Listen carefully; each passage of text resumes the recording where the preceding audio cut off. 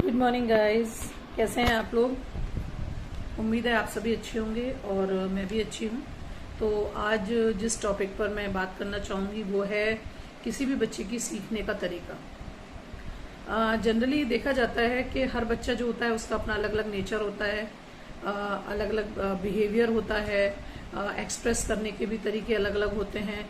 उसी तरीके से जो बच्चे होते हैं उनके सीखने और समझने के तरीके भी अलग होते हैं। तो जब भी आप चाहे घर हो या स्कूल हो बच्चों को सिखाना चाहते हैं तो आप एक ही पद्धति या एक ही तरीके से बच्चों को नहीं सिखा सकते हैं, क्योंकि हर बच्चे का अपना एक समझ माइंडसेट होता है। तो उसके लिए क्या है कि घर में तो क्या होता है कि जैसे माँ है तो उसका एक इमोशनल अटैचमेंट होता है, या फैमिली मेंबर्स होते हैं, इतना वक्त बच्चे के साथ बिताते हैं कि उनको समझ में आने लगता है कब इसको गुस्सा आएगा, कब ये खुश होगा, क्या पसंद है क्या नहीं पसंद है। क्योंकि इतना देखिए 24 घंटे में से करीब करीब 15 से 20 घंटे बच्चा घर में ही रहता है, तो उनको समझ में आने लगता है और उसके मूड को समझने लगते हैं कि कब वो हमारी बात मानेगा, या कोई बात मनवानी है तो किस तरीके से हमको बात मनवानी है। बच्चे की एक इमोशनल अटैचमेंट होता है।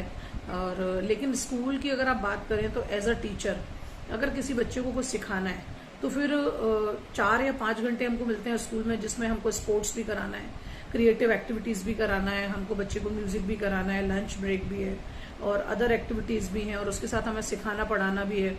तो ये देखा जाता है कि बच्चे को फिर कैसे सिखाएं। अब एक ही तरीके से तो हर बच्चा सीखता नहीं है, क्योंकि हर बच्चे का अपना अपना तरीका होता है सीखने का, तो उसको सिखाने के लिए हमको तरीके भी अलग अलग अपनाने पड़ेंगे। तो सबसे पहले तो हमें पता होना चाहिए कि उसका सीखने का तरीका क्या है। ये कैसे पता करेंगे आप उसके सीखने का तरीका क्या है? तो उसके लिए कुछ स्पेशल ट्रेनिंग होती है जो टीचर्स को दी जाती है, और कुछ पर्टिकुलर एक्टिविटीज कराई जाती है कि बच्चा जो है वो किसी भी चीज को किस तरीके से सीखेगा, या मान लीजिए जिस तरीके से आप सिखा रहे हैं उसमें इंटरेस्ट लेगा कि नहीं लेगा, या जो बच्चा है उसको कब ज्यादा से ज्यादा किसी चीज में इंटरेस्ट आएगा। तो इन चीजों को जानने के लिए वो टीचर ट्रेंड होना बहुत जरूरी है। और यही अंतर है एक अनट्रेन टीचर और ट्रेन टीचर में, कि जो अनट्रेन टीचर है उसको पता नहीं है, नो डाउट वो बहुत मेहनत करेगा अपने बच्चे के ऊपर, अपने सिलेबस के ऊपर, अपनी बुक्स और कंटेंट के ऊपर, लेकिन वो मेहनत उसकी कितनी फलीभूत हो रही है या कितना उसका रिजल्ट पॉजिटिव मिल रहा है ये उसको नहीं पता। क्योंकि ये बिल्कुल वैसे हुआ कि आप डॉक्टर के पास गए और बिना टेस्ट के आपको दवाइयां दे दी, लगी तो लगी नहीं तो नहीं लगी, ठीक है, पैसा भी गया, समय भी गया, हेल्थ के ऊपर एक्सपेरिमेंट भी हो गए। तो वहीं अगर मान लीजिए पहले आपके टेस्ट किए जाएं और चीजें पता की जाएं और फिर उसके हिसाब से आपको दवाई दी जाए तो वो ज्यादा आपके ऊपर अफेक्ट करेगी।